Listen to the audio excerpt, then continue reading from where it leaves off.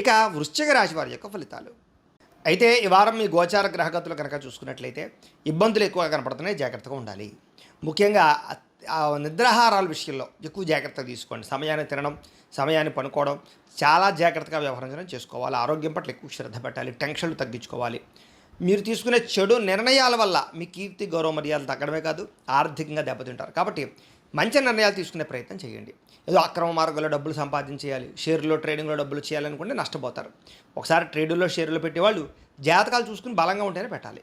ఇంకా ముఖ్యమైనటువంటి విషయాలు మర్చిపోవడం కానీ, చేయవలసిన పనులు వాయిదాలు పడడం కానీ, కొన్ని అనవసరమైనటువంటి నిర్ణయాలు తీసుకోవడం కానీ మిమ్మల్ని ఇబ్బంది పెడుతుంది. తొందరపాటు మనస్తత్వం వల్ల కూడా అప్పులు రుణాలు చేయవలసిన పరిస్థితి కనపడుతోంది, జాగ్రత్త.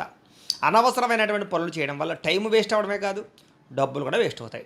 ఇక మీతో కొంతమంది మంచిగా మాట్లాడి మీ సీక్రెట్స్ తెలుసుకుని బయట పెట్టి మిమ్మల్ని బ్లాక్మెయిల్ చేసే పరిస్థితులు ఉంటుంటాయి. డబ్బుల విషయంలో కూడా అంతే, జాగ్రత్తగా ఉండాలి. ఇక పెద్దవారి మనసును నొప్పించడం కానీ, ఇంట్లో పెద్దవాళ్ళతో గొడవలు పెట్టుకోవడం కానీ మీకు మంచిది కాదు. అలాగే ప్రేమించిన వ్యక్తులతో కూడా జాగ్రత్తగా ఉండాలి.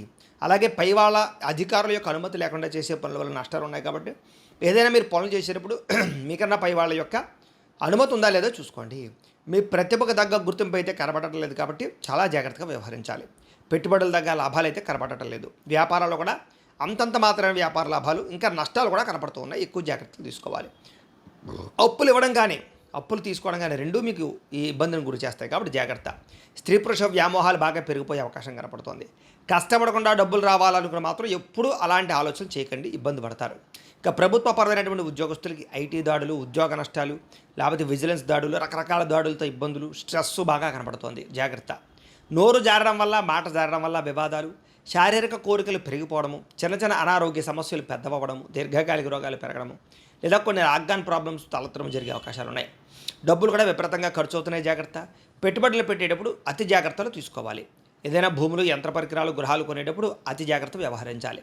ఎన్ఆర్ఐలు అంటే ఇతర దేశాల్లో ఉండే భారతీయులందరికీ కూడా ఉద్యోగ నష్టాలు, సమస్యలు ఇరుక్కునే అవకాశం కనబడుతోంది. వివాహం విషయంలో కూడా